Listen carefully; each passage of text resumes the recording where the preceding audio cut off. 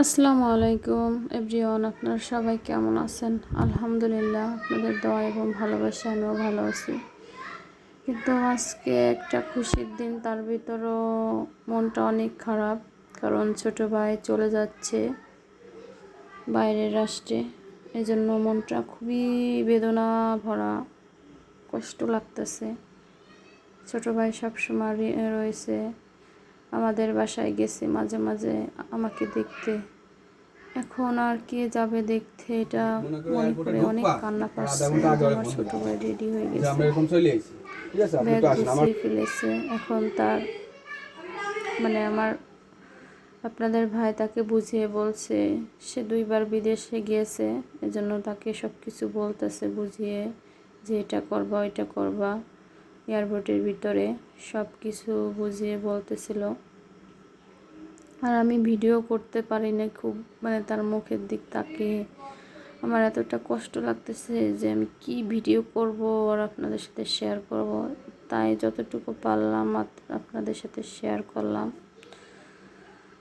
ভালো লাগলে পুরোটা ভিডিও দেখে নেবেন। আমার ভাইটাকে আমরা কিভাবে বিদায় দিলাম। সবার কাছে দোয়া যে আমার ভাইটা আবার যেন হাসি মুখে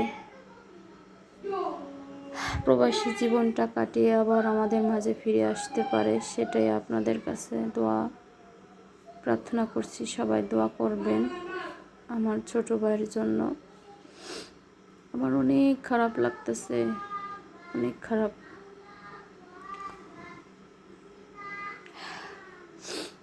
এই যে ব্যাগটা গুছিয়ে রাখছে, আর এখন সবার কাছ থেকে বিদায় নিচ্ছে আমার ভাই।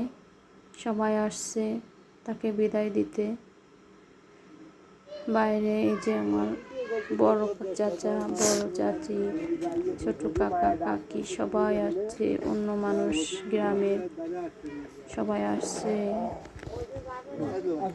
আমার পরিবার থেকে আমরা গিয়েছি, আমার শাশুড়ি মা, আমার আন্টি সবাই এসেছে তাকে বিদায় দিতে। এই যে আমার ছেলেটা কান্না করতেছে তার মামার জন্য, অঝরে কাঁদতেছে। আর বাড়িতে আসলে মামার সাথে খুনসুটি, সেটা মনে পড়ছে আর কাঁদতেছে। ও এতটা খারাপ লাগতেছে, ও ডাক ছেড়ে কাঁদতেছে, কিন্তু আমি সে সাথে মিউট করে রেখে আমি আমার ভয়েসটা দিলাম। এই যে আমার ছোট ছেলে, আমার এই যে ছোট ভাইয়ের ছেলে, সবাই তার কাছ থেকে বিদায় নিচ্ছে এবং তাদেরকে টাকা দিয়ে খাবার কেনার জন্য টাকা দিয়ে যাচ্ছে। খুবই খারাপ লাগতেছে, কি বলবো আপনাদের কাছে। আপনাদের কাছে একটাই দাবি, আমার ভাইটা যেন সুন্দরভাবে সুস্থভাবে হাসি মুখে আবার প্রবাস জীবন কাটিয়ে আসতে পারে। আমার মাটা অসুস্থ, তার মনে ছুঁয়ে যাচ্ছে যে আমি আর আমার মাকে দেখতে পাবো কি পাবো না, এটা তার মনে অনেকবার ছুঁয়ে যাচ্ছে। জন্য বলছে, আপু তুমি এসে এসে মাকে দেখে যেও। আমি বলছি, আমি তো দেখবো ভাই, আল্লাহই দেখবে, আল্লাহ যা করবে তাই ভাইয়া। এখন বিদায় দিয়েছি, গাড়ি অলরেডি চলে এসেছে। এখন গাড়িতে উঠলে চলে যাবে গোপালগঞ্জ শহরে, সেখান থেকে ঢাকা যাবে। ঢাকা একদিন থাকবে ছোট বোনের বাসায়, আর সেখান থেকে পরের দিন ফ্লাইট হবে।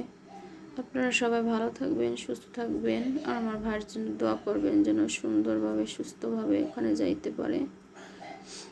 আল্লাহ হাফেজ। ভালো লাগলে ভিডিওটি লাইক শেয়ার কমেন্ট করে দিবেন।